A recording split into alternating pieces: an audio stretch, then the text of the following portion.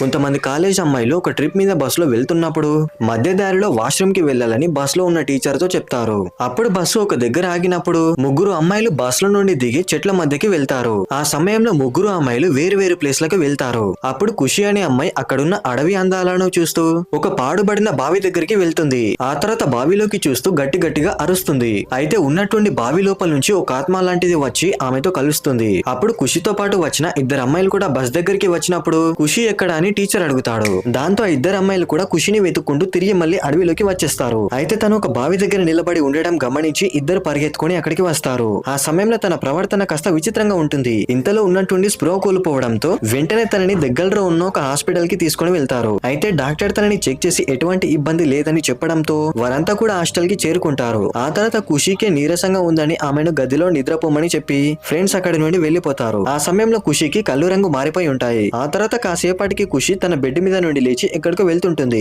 Video నచ్చితే like చేసి part 2 కావాలంటే కమెంట్ చేయండి ఫ్రెండ్స్.